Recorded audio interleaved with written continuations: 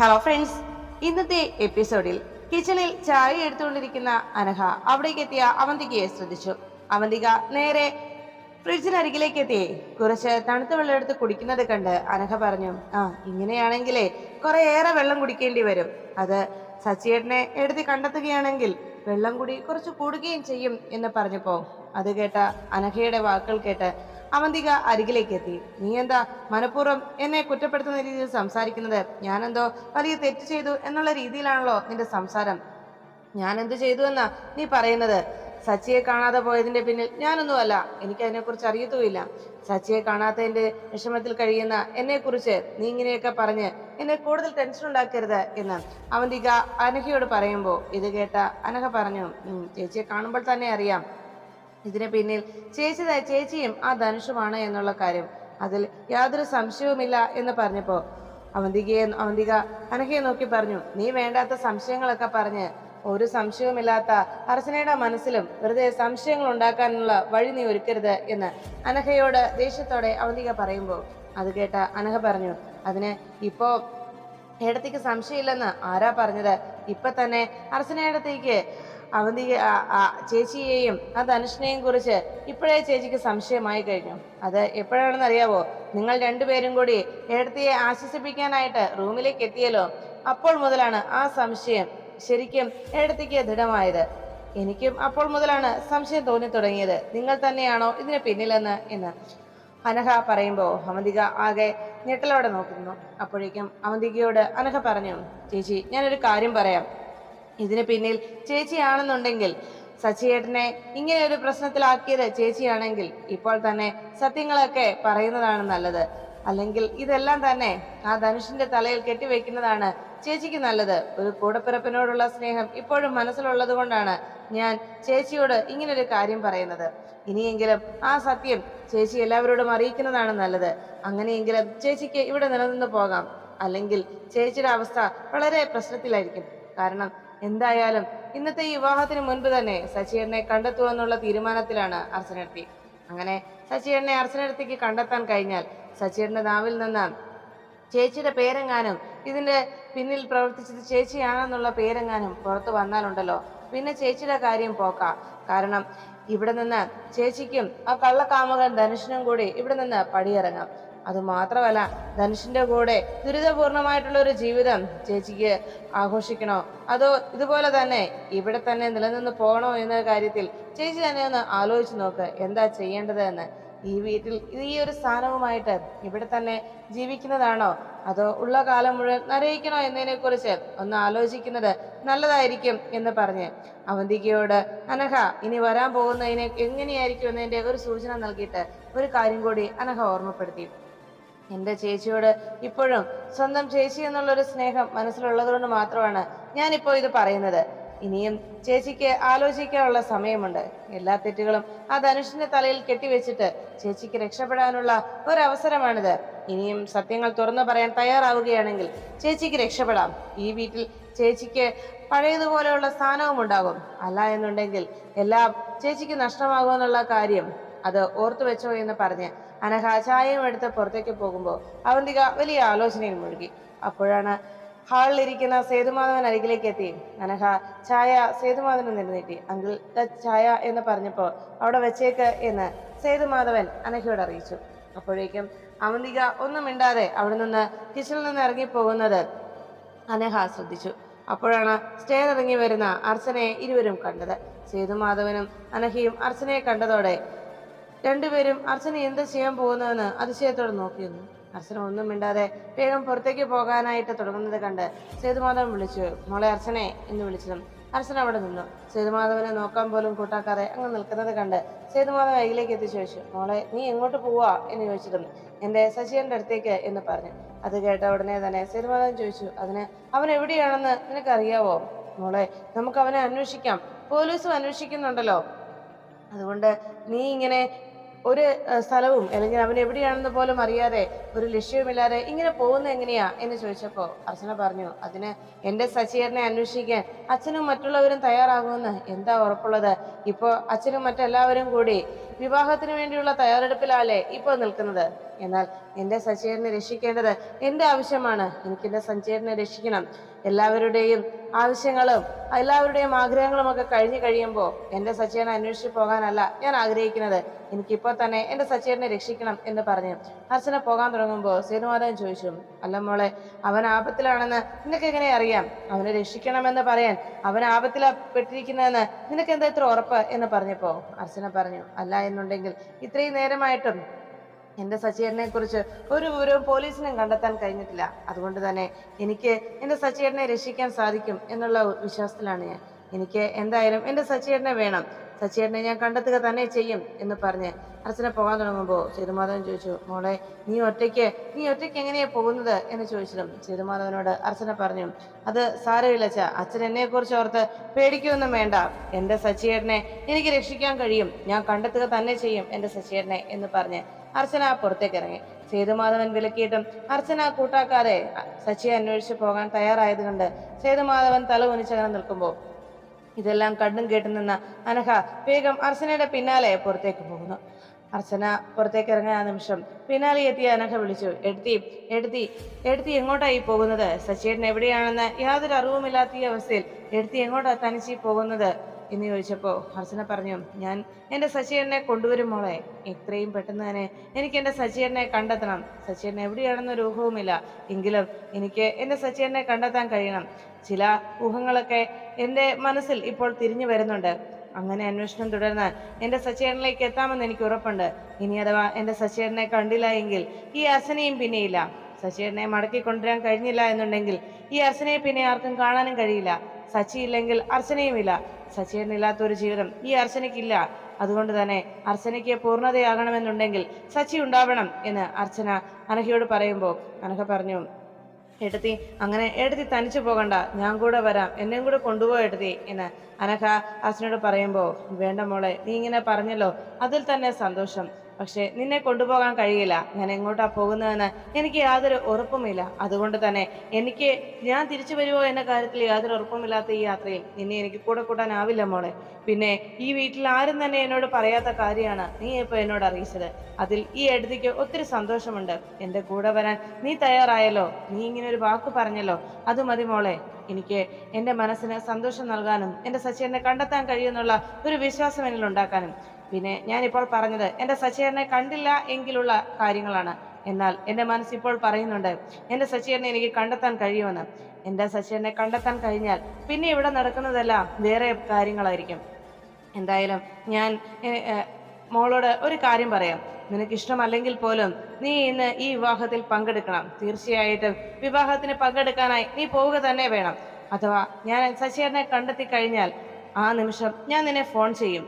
എന്തൊക്കെയാ അവിടെ ചെയ്യേണ്ടതെന്നുള്ള കാര്യങ്ങൾ ഞാൻ നിനക്ക് നൽകിയിരിക്കും. മുഹൂർത്തത്തിന് തൊട്ടു മുൻപ് ഞാൻ ഒരു സച്ചേട്ടനുമായി അവിടെ എത്തിയിരിക്കും.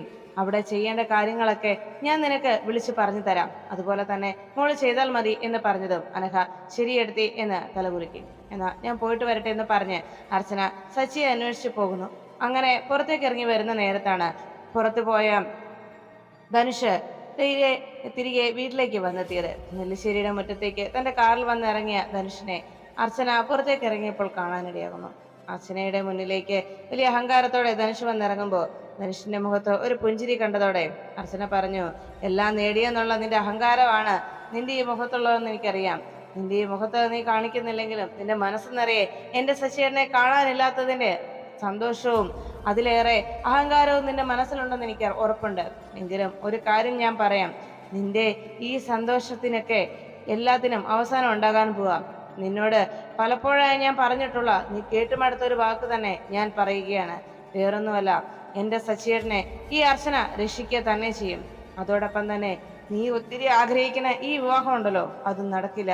ഈ ഞാൻ തന്നെ അത് മുടക്കിയിരിക്കും. നീ നോക്കിക്കോ, ഈ വിവാഹം നടക്കില്ലടാ, ഉറപ്പ് എന്ന് പറഞ്ഞ് അർച്ചന ധനുഷിനോട് വിവാഹം നടക്കത്തില്ല എന്ന് പറഞ്ഞ് ഓർമ്മപ്പെടുത്തിയിട്ട് ഈ വിവാഹം ഞാൻ മുടക്കിയിരിക്കുമെന്നും പറഞ്ഞ് അർച്ചന അവിടെ നിന്ന് ഇറങ്ങുമ്പോൾ ധനുഷ് അർച്ചനയെ നോക്കി അവിടേക്ക് നോക്കി നിൽക്കുമ്പോൾ അർച്ചനയുടെയും ധനുഷിനെയും സംസാരം നോക്കി നിന്ന അനഘയെ നോക്കി ധനുഷ് ഒന്ന് പുഞ്ചിരിച്ചു. എന്നിട്ട് തൻ്റെ കണ്ണുകൾ അടച്ച് ഒരു സൈറ്റ് അടിച്ച് കാണിച്ചതും കലിയോടെ അനഘ അകത്തേക്ക് കയറി പോകുമ്പോൾ ധനുഷ് അർച്ചനയുടെ ആ ഒരു വാക്കിന്റെ പേരിൽ വല്ലാതെ ഭയപ്പെട്ടു.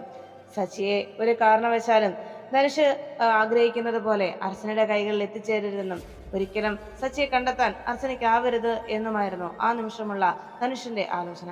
അപ്പോഴാണ് അവിടെ തടവിൽ കിടക്കുന്ന സച്ചിയെ മുഖത്ത് എല്ലാം വെള്ളം ഒഴിച്ചു കൊടുത്ത് സച്ചിയുടെ അബോധാവസ്ഥയിൽ നിന്ന് സച്ചിയെ എഴുന്നേൽപ്പിക്കാനായിട്ട് അവർ ശ്രമിക്കുന്നത്. സച്ചി ആകെ ടെൻഷനോടെയും ആകെ വിഷമത്തോടെയും തളർന്ന അവശനായി ആ ചെയറിൽ തന്നെ കിടക്കുമ്പോൾ സച്ചിയെക്കുറിച്ച് ഓർത്ത്, സച്ചിയോടൊപ്പമുള്ള ആ നല്ല നിമിഷങ്ങളെക്കുറിച്ചെല്ലാം ഓർത്ത് സങ്കടത്തോടെ ആ വഴിയിലൂടെ കണ്ണീരുമായി നടന്നു നീങ്ങുകയാണ് അർച്ചന. അങ്ങനെ ആകെ തളർന്ന അവശയായി വിഷമത്തോടെ അർച്ചന അങ്ങനെ നടന്നു മുന്നോട്ട് പോകുമ്പോൾ അപ്രതീക്ഷിതമായി അർച്ചന വഴിയിലൂടെ നടന്നു വരുന്നത് അതുവഴി എത്തിയ ഒരാൾ കാണാനിടയാകുന്നു. കാറുമായി അതുവഴി വന്ന ആൾ കണ്ടതും അർച്ചനയെ കണ്ട ഉടനെ തന്നെ അയാൾ വണ്ടി നിർത്തി. അർച്ചന തന്റെ പാസ് ചെയ്ത് പോകുന്നത് നോക്കി നിൽക്കുന്ന ഗംഗ പെട്ടെന്ന് ഡോർ തുറന്ന് പുറത്തേക്ക് ഇറങ്ങി. അർച്ചനയാണ് പോകുന്നതെന്ന് കണ്ടതോടെ വേഗം ഗംഗ പുറത്തിറങ്ങി അർച്ചനെ എന്ന് വിളിച്ചു. പക്ഷെ അർച്ചന ഒന്നും കേൾക്കാതെ പോകുന്ന നിമിഷം പിന്നാലെ എത്തി ഗംഗ വിളിച്ചു, അർച്ചനെ, അർച്ചന നീ എവിടെ പോവാ? നിനക്ക് എന്താ പറ്റിയത് എന്ന് ചോദിച്ചു. അപ്പോഴേക്കും അർച്ചന പറഞ്ഞു, എനിക്ക് എല്ലാം നഷ്ടമായെന്നുള്ള രീതിയിൽ ആകെ വിഷമത്തോടെ കരഞ്ഞപ്പോ ഗംഗ ചോദിച്ചു, അല്ല എന്താ അർച്ചനെ, എന്താ പറ്റിയത്? നീ കരയുകയാണോ? അങ്ങനെ അന്വേഷിച്ചതും കരഞ്ഞുകൊണ്ടിരുന്ന അർച്ചന ഗംഗയെ കെട്ടിപ്പിടിച്ച് കരഞ്ഞു. അത് കണ്ടതും എന്തോ കാര്യമായി സംഭവിച്ചിട്ടുണ്ട്, എന്തോ വലിയ വിഷമം അർച്ചനയെ അലട്ടുന്നുണ്ടെന്ന് ഗംഗയ്ക്ക് മനസ്സിലായി. ഉടനെ ഗംഗ അർച്ചനയെ നേരെ നിർത്തി ചോദിച്ചു, എന്താ അർച്ചനെ, നീ കാര്യം പറ, എന്താ സംഭവിച്ചത്? നീ എന്തിനാ ഇങ്ങനെ കരയുന്നത് എന്ന് ചോദിച്ചപ്പോൾ അർച്ചന നടന്ന വിവരങ്ങളൊക്കെ അറിയിച്ചു. തന്റെ വീട്ടിൽ വന്നു കയറിയ ധനുഷ് എന്ന് പറയുന്നവനെ കുറിച്ച്, അതുപോലെ തന്നെ അവൻ വിവാഹം നടത്താനായി തയ്യാറെടുക്കുന്നതും അതിനോടനുബന്ധിച്ച് നടന്ന പ്രശ്നങ്ങളും പിന്നീട് സച്ചിയെ കാണാനില്ല എന്നുള്ള പ്രധാനപ്പെട്ട വിവരവും അർച്ചന പറഞ്ഞു. അതിന്റെ ആശങ്കയിൽ താൻ സച്ചിയെ അന്വേഷിച്ചിറങ്ങുന്നതാണ് എന്ന് അറിയിച്ചതും സച്ചി കഴിഞ്ഞ ദിവസം തന്നോട് പറഞ്ഞ കാര്യവും പോലീസിന്റെ അന്വേഷണത്തിൽ നിന്ന് ആ സച്ചിയുടെ കാറ് കണ്ടെത്തിയതുമായിട്ടുള്ള എല്ലാ വിവരങ്ങളും അർച്ചന ഗംഗയെ അറിയിച്ചു. ഞാൻ സച്ചിയെ അന്വേഷിച്ചിറങ്ങിയിരിക്കുകയാണ് എന്ന് അർച്ചന അറിയിച്ചതും ഗംഗ പറഞ്ഞു, എന്നാൽ ഒരു കാര്യം ഞാൻ പറയാം, ഇപ്പോ നീ അന്വേഷിക്കാൻ പോകേണ്ടത് ഒരു എത്തും പിടിയും കിട്ടാത്ത സ്ഥലത്ത് നിന്നല്ല. സത്യത്തിൽ ഇപ്പോ സച്ചിയുടെ കാറ് കണ്ടെത്തിയത് എവിടെയാണോ അവിടെ നിന്ന് വേണം ഇനി നമുക്ക് അന്വേഷണം തുടങ്ങാൻ. ആ കാർ എവിടെയാണ് കിടക്കുന്നത് അവിടേക്ക് നമുക്ക് പോകാം. അവിടെ നിന്ന് അന്വേഷണം തുടങ്ങിയാൽ മാത്രമേ എങ്ങോട്ടാണ് നമ്മൾ പോകേണ്ടതെന്നുള്ള ഒരു ഊഹമെങ്കിലും നമുക്ക് കിട്ടുകയുള്ളൂ എന്ന് പറഞ്ഞപ്പോൾ അർച്ചന പറഞ്ഞു, അതിന് കാറ് കണ്ടെടുത്തു നിന്ന് എന്തെങ്കിലും തെളിവുകൾ ഉണ്ടെങ്കിൽ തന്നെ അതെല്ലാം പോലീസ് കണ്ടെത്തിയിട്ടുണ്ടാവും, അവര് അതുമായിട്ട് പോയിട്ടും ഉണ്ടാകും എന്ന് പറഞ്ഞ് അർച്ചന സങ്കടപ്പെടുമ്പോൾ ഗംഗ പറഞ്ഞു, അങ്ങനെയല്ല, നമുക്ക് പോയി നോക്കാം, എന്തെങ്കിലും ഒരു തെളിവ് നമുക്കായി അവിടെ അവശേഷിച്ചിരിപ്പുണ്ടെങ്കിലോ, വാ നമുക്ക് അവിടേക്ക് തന്നെ പോകാം അർച്ചനെ എന്ന് പറഞ്ഞ് ഗംഗ അർച്ചനയെ വിളിച്ചുകൊണ്ട് അവിടേക്ക് പുറപ്പെട്ടു. അപ്പോഴാണ് സച്ചിയുടെ കാറ് വഴിയരികിൽ ഒറ്റപ്പെട്ട് അങ്ങനെ കിടക്കുന്നത് കണ്ട് അതുവഴി നടന്നു വരുന്ന ഒരു സുഹൃത്ത്, ആ ഒരു സ്ത്രീ ആ കാഴ്ച കണ്ടത്. ക്ഷേത്രത്തിൽ പോകാനായി കയ്യിൽ പൂക്കളുമൊക്കെ ആയിട്ട് അതിലെ നടന്നു വരുമ്പോൾ വഴിയിലൊരു കാറ് അങ്ങനെ കിടക്കുകയും പെട്ടെന്ന് തൻ്റെ നെറ്റിയിൽ വല്ലാത്തൊരു ചൂട് അനുഭവപ്പെടുകയും ചെയ്യുന്നു. പാർവതിക്ക് ആ നിമിഷം തന്നെ എപ്പോഴും തൻ്റെ മനസ്സിലേക്കും തൻ്റെ ചിന്തയിലേക്കും നടക്കാൻ പോകുന്ന സംഭവങ്ങൾ മുൻകൂട്ടി അറിയാൻ കഴിയുന്ന ആ ഒരു ദിവ്യ ദൃഷ്ടി, അങ്ങനെ ഒരു ജ്ഞാനദൃഷ്ടിയുള്ള പാർവതി പെട്ടെന്ന് തൻ്റെ തിരുനെറ്റിയിൽ വല്ലാത്ത ചൂട് അനുഭവപ്പെടുന്നതായിട്ട് പാർവതിക്ക് തോന്നുന്നു. എന്താ കാര്യം എന്നറിയാതെ പാർവതിയാകെ ഞെട്ടലോടെ അങ്ങനെ നിന്നു. അപ്പോഴാണ് ഹോസ്പിറ്റലിൽ ആതിരയുടെ ഓപ്പറേഷന് വേണ്ടിയുള്ള തയ്യാറെടുപ്പുകളൊക്കെ നടത്തി കഴിഞ്ഞു. അവിടെ സന്ദീപ് ആതിരയോടൊപ്പം കൂട്ടിരിക്കുകയും സന്ദീപ് ആതിരയെ സമാധാനപ്പെടുത്തുകയും ചെയ്തു. എത്രയും വേഗം തന്നെ സച്ചിയേട്ടനെ കണ്ടെത്താൻ കഴിയും, സച്ചിയേട്ടൻ ഉടനെ തന്നെ ഇവിടേക്ക് എത്തുമെന്നുള്ള വിശ്വാസത്തിലാണ് താൻ. എന്തായാലും സച്ചിയേട്ടന് ഒരാപത്തും സംഭവിക്കാതെ സച്ചിയേട്ടനെ രക്ഷിച്ചുകൊണ്ട് വരാൻ ഏട്ടത്തിക്ക് സാധിക്കും. ഏട്ടത്തി അതിനായി തുനിഞ്ഞിറങ്ങിയിരിക്കുകയാണെന്നും അറിയിച്ചു. ഇതോടൊപ്പം തന്നെ സച്ചിയേട്ടൻ വന്നാൽ ഉണ്ടാകാൻ പോകുന്നത് ഈ വിവാഹം മുടങ്ങുക തന്നെയാണ് എന്ന് സന്ദീപ് പറയുമ്പോൾ ആതിര പറഞ്ഞു, സന്ദീപെ, എനിക്കറിയാം നിന്റെ ഇപ്പോഴത്തെ ടെൻഷൻ എത്രത്തോളമാണ് എന്ന്. സച്ചിയേട്ടനെ കാണാനില്ല, അതോടൊപ്പം തന്നെ എനിക്കിപ്പോൾ ഇങ്ങനെയൊരു ഡെലിവറിയും, ആ സമയത്ത് നീ വല്ലാത്ത ടെൻഷനിലാണല്ലോ. എന്തായാലും നീ സമാധാനപ്പെട്, ഇന്നത്തോടെ എല്ലാത്തിനും ഒരു പരിഹാരമാവുമല്ലോ എന്ന് പറഞ്ഞ് ആതിര സമാധാനപ്പെടുത്തുമ്പോൾ സന്ദീപ് പറഞ്ഞു, എന്തായാലും ഏട്ടനെ ഉടനെ തന്നെ കണ്ടെത്താൻ കഴിയുമെന്ന് തന്നെയാണ് എൻ്റെയും വിശ്വാസം. ഏട്ടനെ ഉടനെ തന്നെ കണ്ടെത്തിയേ തീരൂ. എന്താണ് ഏട്ടന് സംഭവിച്ചതെന്ന് പോലും ആർക്കും അറിയുകയില്ല. ഇപ്പോൾ വീട്ടിലെല്ലാവരും വിവാഹം നടത്താനുള്ള തയ്യാറെടുപ്പിലാണ്. ഈ വിവാഹത്തോടനുബന്ധിച്ചുണ്ടായ പ്രശ്നങ്ങളാണല്ലോ ഇപ്പോൾ ഇവിടെ നടക്കുന്ന എല്ലാം തന്നെ. സച്ചിയേട്ടനെ ആർക്കും ഉടനെ തന്നെ കണ്ടെത്തണം എന്നുള്ള ഒരു ആഗ്രഹം പോലും ഇല്ലാത്തതുപോലെയാണ് അവിടെ എല്ലാവരുടെയും പെരുമാറ്റം. ഇനിയിപ്പോൾ ഇന്ന് ഈ ഡെലിവറി കൂടി കഴിഞ്ഞാൽ പിന്നെ നമുക്ക് ഈ വിവാഹത്തിൻ്റെ ബന്ധിപ്പിച്ചുള്ള കാര്യങ്ങളെക്കുറിച്ചൊന്നും ആലോചിച്ച് ആശങ്കപ്പെടേണ്ടതില്ലല്ലോ. ഇനി കുറച്ച് സമയം കൂടി കാത്തിരുന്നാൽ പോരെ നമ്മുടെ കുഞ്ഞിനെ കാണാനായിട്ട് എന്നെല്ലാം ആതിരയോട് സന്ദീപ് സംസാരിച്ചു. അതെല്ലാം കേട്ട് ആതിര അങ്ങനെ ഇരിക്കുമ്പോൾ സന്ദീപിനോട് പറഞ്ഞു, എനിക്കറിയാം സന്ദീപേ, നിന്റെ മനസ്സിലിപ്പോൾ എത്രത്തോളം ടെൻഷനുണ്ടെന്ന്. സച്ചേട്ടനെ ഇപ്പോൾ കാണാനില്ല. എനിക്കിപ്പോൾ ഈ ഓപ്പറേഷനും ഇതെല്ലാം കൂടിയായി നിന്റെ മനസ്സാകെ തകർന്നിരിക്കുകയാണെന്ന് എനിക്കറിയാം എന്ന് സന്ദീപിനോട് ആതിര അറിയിച്ചു. അപ്പോഴേക്കും സന്ദീപ് പറഞ്ഞു, അങ്ങനെയൊന്നുമില്ല എന്ന് പറഞ്ഞ് സന്ദീപ് സമാധാനപ്പെടുത്തിക്കൊണ്ടിരിക്കുമ്പോഴാണ് പെട്ടെന്ന് നേഴ്സ് അവിടേക്ക് എത്തിയത്. അതെ, കഴിഞ്ഞ ദിവസം നടത്തിയ ആ സ്കാനിങ്ങിന്റെ റിപ്പോർട്ട് എവിടെ? അത് ഡോക്ടർക്ക് കാണണം എന്ന് സിസ്റ്റർ ആവശ്യപ്പെട്ടപ്പോൾ സന്ദീപ് പറഞ്ഞു, ആ സ്കാനിങ് റിപ്പോർട്ട് റെഡി ആയിട്ടില്ല, ഞാൻ പോയി അന്വേഷിച്ചിരുന്നു, അത് റെഡിയാകുമ്പോൾ അറിയിക്കാമെന്നാണ് പറഞ്ഞത്. ഇപ്പോൾ റിപ്പോർട്ട് റെഡി ആയിട്ടില്ലെന്നാണ് അറിയിച്ചതെന്ന് കേട്ടതും ആ സിസ്റ്റർ പറഞ്ഞു, എന്നാൽ ശരി, കുഴപ്പമില്ല, ഞാൻ ലാബിൽ നിന്ന് ആ റിപ്പോർട്ട് സംഘടിപ്പിച്ചോളാം. എന്തായാലും ആ റിപ്പോർട്ട് ഡോക്ടർക്ക് കണ്ടിട്ട് വേണം ഇനി സിസേറിയനായിട്ട് കയറാനായിട്ട്. എന്തായാലും ഞാൻ ആ റിപ്പോർട്ട് വാങ്ങിച്ചിട്ട് ഡോക്ടറെ കാണിച്ചതിന് ശേഷം ഇവിടേക്ക് വരാം, അല്പനേരം കൂടി ഒന്ന് വെയിറ്റ് ചെയ്യണം എന്ന് പറഞ്ഞു. അത് കേട്ട ഉടനെ സിസ്റ്റർ അങ്ങനെ പറഞ്ഞിട്ട് അവിടെ നിന്ന് പോയി കഴിയുമ്പോൾ ആതിര ആകെ ടെൻഷനിലായി. ഇത്രയും നേരത്തെ കാത്തിരിപ്പ് ഇന്നത്തോടെ അവസാനിക്കുമെന്നാണ് കരുതിയത്. പക്ഷേ അതിനപ്പുറം ഇനിയും ഈ കാത്തിരിപ്പ് തുടരുകയാണല്ലോ സന്ദീപേ, നീ കുറച്ചു നേരം കൂടി ടെൻഷൻ അടിക്കണല്ലോ എന്ന് പറഞ്ഞ് വിഷമത്തോടെ ആതിര അങ്ങനെ ഇരുന്നു. അപ്പോഴാണ് പാർവതിയുടെ തിരുനെറ്റിയിലേക്ക് വല്ലാത്ത ചൂടനുഭവപ്പെട്ടതുകൊണ്ട് പാർവതി നേരെ തൻ്റെ നെറ്റിയിൽ കൈവച്ചു. ആ നിമിഷം പാർവതിയുടെ മനസ്സിലേക്ക് കടന്നു വന്നത് സച്ചി എവിടെയോ തടങ്കലിരിക്കുന്നതും അർച്ചന സച്ചിയെക്കുറിച്ച് കാണാതെ അല്ലെങ്കിൽ സച്ചിയെ കാണാത്തതിൻ്റെ നിരാശയിൽ പൊട്ടിക്കരയുന്നതുമായിട്ടുള്ള രംഗങ്ങളായിരുന്നു ആ നിമിഷം മനസ്സിലേക്ക് എത്തിയത്. അതെവിടെയാണ്, ആരാണ്ടൊക്കെ എന്നൊക്കെ ആശങ്കയിൽ അങ്ങനെ വല്ലാതെ പരിഭ്രമിച്ച് നിൽക്കുകയാണ് പാർവതി. ആ കാറ് കണ്ടതുകൊണ്ട് അതിനരികിൽ തന്നെ നിന്നു. ഇവിടേക്ക് ആരെങ്കിലും വന്നാലോ ഇക്കാര്യം പറയാമെന്നുള്ള ആ ഒരു തീരുമാനത്തിൽ കാറിനരികിലായി അങ്ങനെ ആശങ്കയോടെ പാർവതി നിൽക്കുമ്പോൾ സച്ചി ആ തടവറയിൽ അവരെ എല്ലാവരുടെയും സംസാരങ്ങൾ ശ്രദ്ധയോടെ നോക്കി ശശിയാകെ തളർന്ന അവശനായിരിക്കുമ്പോൾ അവിടെ മിന്നൽ ബിജുവിനോട് കൂടെയുള്ള ആ സ്ത്രീ ചോദിച്ചു, അല്ല ഇനിയിപ്പോൾ ഇവനെ എപ്പോഴാണ് നമ്മൾ കൊണ്ടുപോയി വിടേണ്ടത്, എപ്പോഴാണ് ഇവനെ അഴിച്ചു വിടേണ്ടത് എന്ന് ചോദിച്ചപ്പോൾ മിന്നൽ ബിജു പറഞ്ഞു, ഇന്ന് അല്പസമയം കൂടി ഉച്ചയാകുമ്പോഴേക്കും സാറിന്റെ വിവാഹ മുഹൂർത്തം കഴിയും. ആ മുഹൂർത്തം കഴിഞ്ഞാൽ ഇവനെ അഴിച്ചു വിട്ടേക്കാനാണ് സാറ് പറഞ്ഞിരിക്കുന്നത്. അതുകൊണ്ട് പ്രശ്നമില്ല, മുഹൂർത്തം കഴിയുന്നത് വരെ മാത്രം നമ്മൾ ഇവനെ വെയിറ്റ് ചെയ്താൽ മതി എന്ന് പറഞ്ഞു. അപ്പോഴാണ് ആ സ്ത്രീ ചോദിച്ചത്, അല്ല ഇവനെ ഇനിയിപ്പോൾ ഇവന്റെ കാറ് കിടക്കുന്നിടത്ത് കൊണ്ടുപോയി വിടുന്നത് റിസ്ക് അല്ലേ എന്ന് ചോദിച്ചപ്പോൾ ഉടനെ മിന്നൽ ബിജു പറഞ്ഞു, ഇവനെ അവിടെ തന്നെ കൊണ്ടുവിടണമെന്ന് നിനക്കെന്താ എത്ര നിർബന്ധം? നിന്റെ മുറച്ചെറുക്കനൊന്നും അല്ലല്ലോ ഇവൻ, അതുകൊണ്ട് അതിന്റെ ആവശ്യമൊന്നും തന്നെ ഇല്ല. ഇവനെ നമ്മൾ ഇവിടുന്ന് അഴിച്ചുവിട്ടിട്ട് നമ്മളങ്ങ് പോകും. രക്ഷപ്പെടണോ വേണ്ടയോ അതോ ഇവിടെ കിടന്ന് മരിക്കണോ എന്നത് ഇവന്റെ വിധി പോലെ ഇരിക്കും എന്ന് മിന്നൽ ബിജു അറിയിച്ചു. അതിനുശേഷം ധനുഷിന്റെ ഫോൺ കോൾ വന്നതുകൊണ്ട് മിന്നൽ ബിജു അറ്റൻഡ് ചെയ്തതും ധനുഷ് പറഞ്ഞു, ഇനിയും മുഹൂർത്തത്തിന് ശേഷം അവനെ അവിടുന്ന് അഴിച്ചുവിട്ടാൽ മതിയെന്നും പ്രത്യേക ശ്രദ്ധ അവൻ്റെ മേൽ ഉണ്ടാകണമെന്നും അവനെ അന്വേഷിച്ച് അവൻ്റെ ഭാര്യ ഇറങ്ങി പുറപ്പെട്ടിട്ടുണ്ട് എന്നും മിന്നൽ ബിജുവിനെ അറിയിച്ചു. അത് കേട്ട ഉടനെ തന്നെ ഞാനതൊക്കെ നോക്കിക്കൊള്ളാം സാർ ഒന്നുകൊണ്ടും ടെൻഷൻ ആവണ്ട എന്ന് പറഞ്ഞ് മിന്നൽ ബിജു ധനുഷിന്റെ കോള് കട്ട് ചെയ്തു. അപ്പോഴും ആ കാറിനരികിൽ നിന്ന പാർവതിയുടെ ജ്ഞാനദൃഷ്ടിയിലേക്ക് വീണ്ടും വീണ്ടും സച്ചിയുമായി ബന്ധപ്പെട്ടിട്ടുള്ള ഓരോ കാര്യങ്ങൾ ഓർമ്മയിലേക്ക് വന്നുകൊണ്ടിരുന്നു. അപ്പോഴാണ് ഗംഗയും അർച്ചനയും കൂടി സച്ചിയുടെ കാറ് കണ്ടെത്തിയ സ്ഥലത്തേക്ക് ആ സ്ഥലത്തിനരികിലേക്ക് കാറുമായി എത്തിയത്. കാറ് മുന്നോട്ട് പോകുമ്പോൾ അർച്ചന ആ കാറ് കണ്ടതും ഇതാണ് സച്ചിയുടെ കാറ് എന്ന് പറഞ്ഞ് അർച്ചന ഗംഗയോട് കാര്യം അറിയിച്ചു.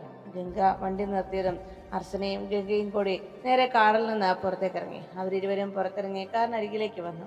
കാറിന്റെ ഡോർ തുറക്കാൻ പറ്റുമോ എന്ന് ഗംഗ പരിശോധിക്കണം. എല്ലാ ഡോറുകളും വന്ന് പിടിച്ചു നോക്കിയപ്പോഴേക്കും അത് ലോക്ക്ഡ് ആണെന്ന് കണ്ടതോടെ ഗംഗ പറഞ്ഞു, ഡോറെല്ലാം ലോക്കാണ്, പോലീസുകാർ ലോക്ക് ചെയ്തിരിക്കുകയാണ് എന്ന് പറഞ്ഞപ്പോൾ അവരാകെ നിരാശയോടെ അങ്ങനെ നിൽക്കുമ്പോഴാണ് അവരുടെ സംസാരം കണ്ടു നിന്ന പാർവതി അവിടേക്ക് എത്തിയിട്ട് പറഞ്ഞു, ഞാൻ നിങ്ങളെ കാത്തു നിൽക്കുകയായിരുന്നു. പാർവതി അങ്ങനെ പറഞ്ഞത് കേട്ട് രണ്ടുപേരും സംശയത്തോടെ പാർവതി എന്തുകൊണ്ട് അങ്ങനെ പറഞ്ഞു, ഒരു അപരിചിതയായ സ്ത്രീ എന്തുകൊണ്ടാണ് അങ്ങനെ പറയാൻ കാരണം എന്ന സംശയത്തിൽ അവിടേക്ക് നോക്കി നിൽക്കുന്നു.